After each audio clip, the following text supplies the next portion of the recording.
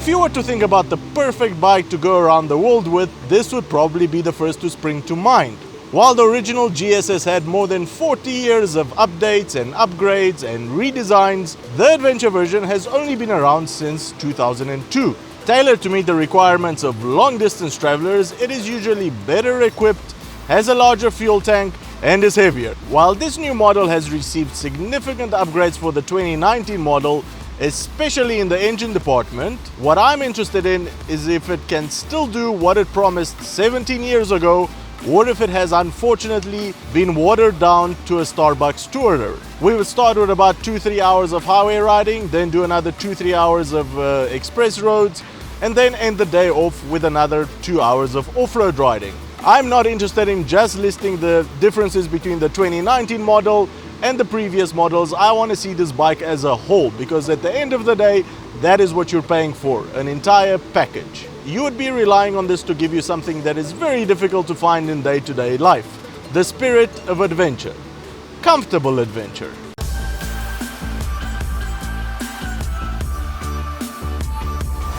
Get your motorbike news in a pleasant way. Hit that subscribe button and turn on your notifications so you don't miss the next episode.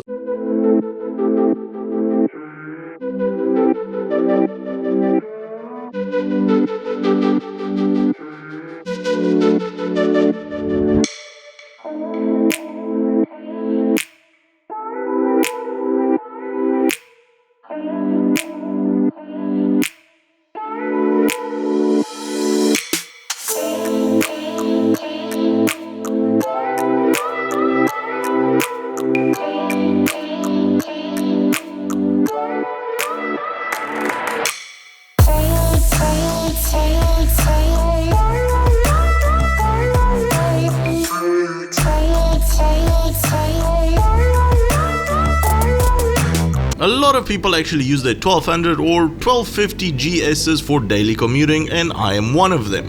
Despite being a large bike compared to a naked bike or to a scooter, the GS does have a lot of features that actually help you a lot in city traffic. The moment you start rolling off, you don't feel its weight at all anymore. It is extremely well balanced, and that makes it very easy to flick around corners or roundabouts, as that was. See? It looks like a great big tank.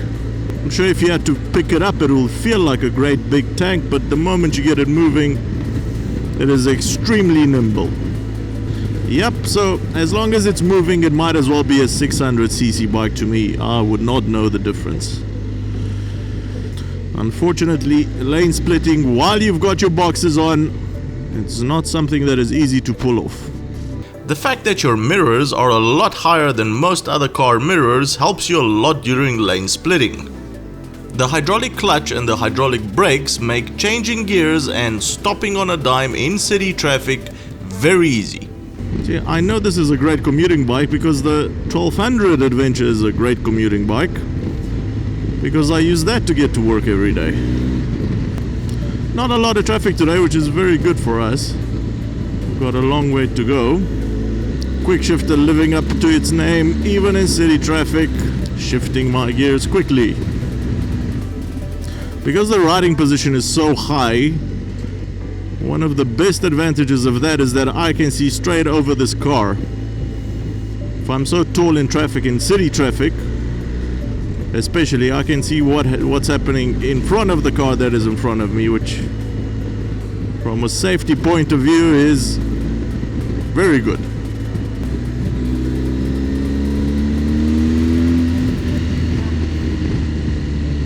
Now, riding a motorcycle on the highway is boring. We all know that. Nobody has ever bought a motorcycle to see what it feels like to be a trucker, but a lot less comfortable.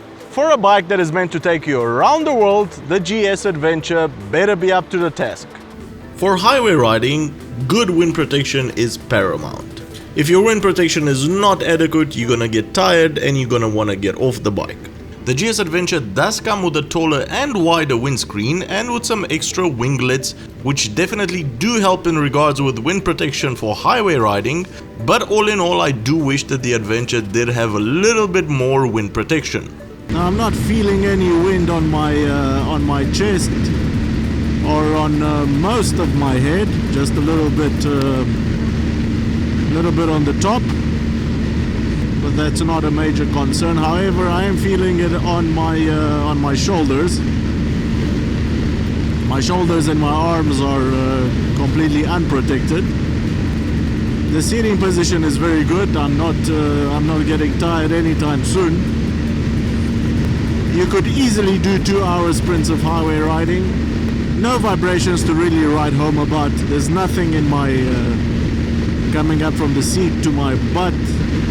I don't feel any vibrations in my legs. It is the faintest vibration is coming through the handlebars, and I think that's normal with spoked wheels.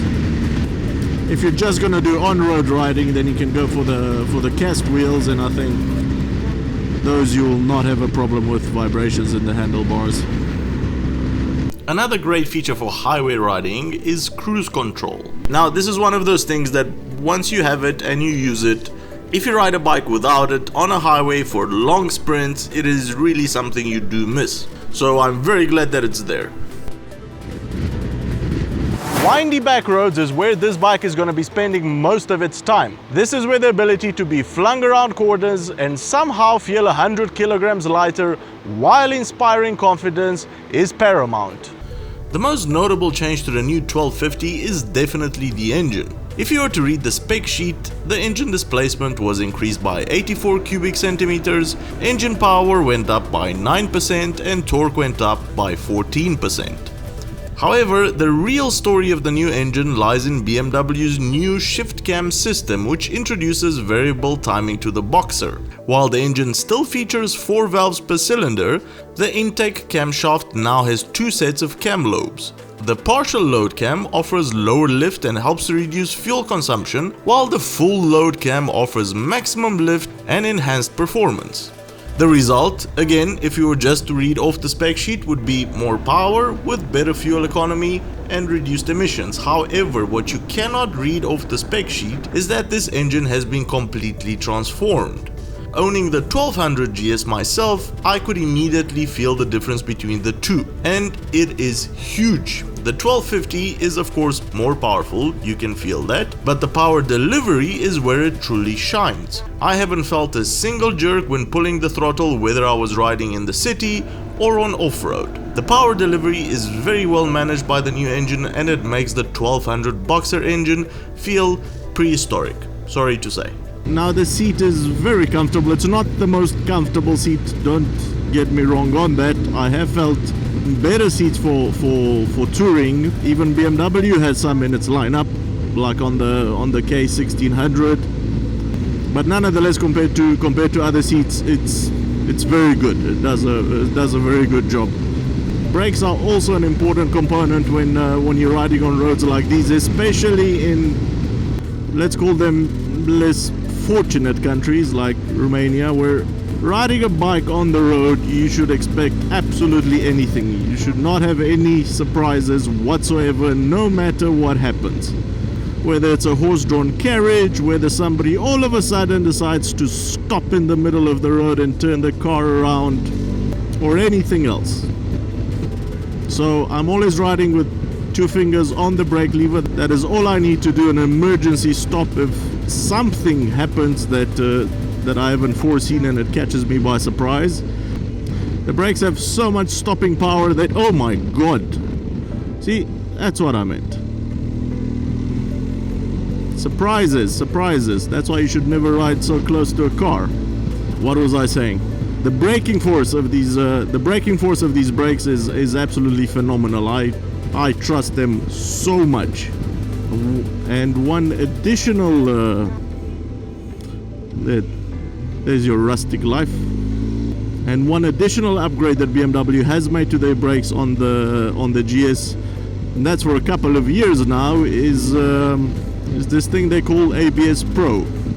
What that means is that no matter what angle you leaned at, if you need to suddenly brake, you don't need to worry about getting the bike straight up and then brake. You can brake even if you are leaned taking a corner, because the bike will take care that you're not going to start sliding all over the place.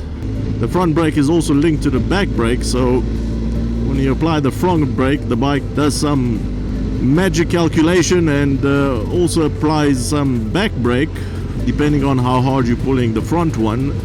This is obviously a very good thing, but there is one downside. You will very quickly get used to riding a bike without even touching the back brake. Come ride motorcycles in Romania, it's a lot of fun. Another great feature on the bike is BMW's telelever and paralever suspension. Apart from doing its job very well as a suspension component on off-road and on-road, the electronically controlled telelever and paralever suspension also helps with braking. Because the bike's computer does all the necessary magic calculations, when you pull the brake lever, the bike will not dive. It does dive, but very little compared to your standard fork suspension. This makes everything a lot more stable while you're braking. Ho ho ho! Off-road capabilities is probably where 70% of BMW's marketing budget on this motorbike is spent on, while most GS's and even less adventures will feel the warm, embracing touch of an off-road. Let's see if BMW has kept its promise that we see in absolutely every single one of its adverts for this bike. Like the 1200 GS, the 1250 is also equipped with different riding modes. For off-road riding, the Enduro mode transforms this beast into a tame but capable one, adjusting the throttle control so that any bumps from the uneven ground don't accidentally accelerate the bike, switching off the rear ABS and telling the throttle control to ease up a little and let you have a bit more fun, all at the push of a button. The electronic suspension also does wonders for bumpy terrain. I am able to ride sitting down with no problem on this kind of road. The windscreen is easily adjustable up and down with one hand for you to see more in front of the bike while riding in off-road conditions. Hill Climb Assist is a new feature where the bike will automatically apply the front brake if it senses you are stopped on an incline. You can have this in full auto mode, in manual mode where it engages if you pull the brake lever a little harder, or of course completely off. Keyless ride is not traditionally a feature that seems like it aids your off-road capabilities in any way, but it actually does. If you stop a lot, you at least don't have to worry where your key is when you are fully geared up and with your gloves on. Just keep the key safe in your pocket and never worry about it. This feature is obviously very helpful in city riding as well. Now that we've arrived here after a long day of riding, there are a couple of difficult questions that we need to ask ourselves. Firstly is, what don't I like about the bike? Firstly, and I know this is very nitpicky, is this. This has been driving me nuts for years. This is the same little tiny mouse hooter that has been around forever. And on such a monster of a bike, I don't understand why we don't get something else, something proper. Next is the bash plate. Now this has been enlarged a little bit, but nowhere near enough. All the aftermarket ones, all the proper ones are a lot beefier and protect the engine and the exhaust headers a lot better. And secondly, should you upgrade to this new 2019 model if you already own a previous 1200 GS Adventure? Now, this is one of those yes and no questions. I've thought about this for quite a while and my answer is the following. If you already do own a 1200 GS that is anything before model year 2017, then in my opinion, yes, you should upgrade to the 1250 GS Adventure or the 1250 GS. The reason for that is the following. Starting with model year 2017, BMW changed the gearbox, and what they did was turn a very clunky, noisy, kind of difficult to operate gearbox into a very smooth and a very precise one. So if you're coming from a 2014 here, let's say GS, jumping to a 1250, the difference that you will feel will be quite substantial. If you however are coming from a 2018 1200 GS jumping into a 1250, The main benefit for you is gonna be the amazing new engine in the 1250, but most of the other stuff has been left exactly the same. Matej, so who is actually the perfect customer for this 1250 GS Adventure? And why the Adventure and not the standard GS? The Adventure is a perfect bike if you want to discover any kind of roads and even off-road. So I like the Adventure because of the longer suspension, the better wind and weather protection, and I like it because I can plan a ride and it doesn't matter what kind of roads you choose. In comparison to the normal GS, you have 10 liter plus, that means 30 liters of gasoline, and last but not least, the aluminium side cases and the top case, which are very convenient and very reliable off-road. Now, usually any bike I review, I also like to take a little trip at night to see how the lights perform.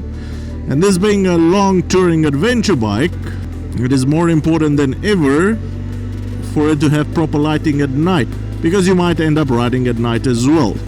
This is just the standard light without the auxiliary lights on. The Adventure comes with auxiliary lights standard. This is the high beam light, which everything is already bright white. I can see everything. I'm not worried about not seeing something. I wouldn't go very fast at night anyway. And then with the auxiliary lights on, everything around the sides becomes very well lit up as well. And then one last thing I like to check for night riding is if the dash, whether that be a screen or standard dials, it usually has lights on. I like to see if that is bothering to my eyes while I'm riding at night. The screen is bright enough for me to see all the info on it, but not bright enough for it to be distracting. So I would have no problem riding this bike at night. Obviously not very fast, because you can't see absolutely everything, but faster than most bikes. LED lights are the future, and I'm glad they're on this bike already. We've spent about 6 to 7 hours in the saddle today. We've arrived in places that otherwise I would have never gotten here. Even if some of them could be accessible with a car, I would never actually take a car where I will take this bike.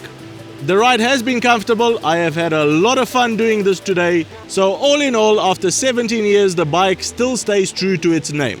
It is a proper all-day off-road and on-road adventure motorcycle. So in conclusion, don't be fooled. The new 1250 GS Adventure might look the same as the previous 1200, but deep inside lies a new beast. The new Shiftcam engine has completely revitalized this motorcycle, and it's now more fun than ever whether you ride it off-road or on-road. Even though you'll probably never go around the world with this motorcycle, it's always good to know that you could, if you wanted to. The king is dead. Long live the king! Well, that's the show, everybody. If you've enjoyed it, give it a big thumbs up. If you just liked it, then a smaller thumbs up. And if you think you've learned something new, consider subscribing or becoming a Patreon to help us make more of these shows. Cheers, and I'll see you on the next one.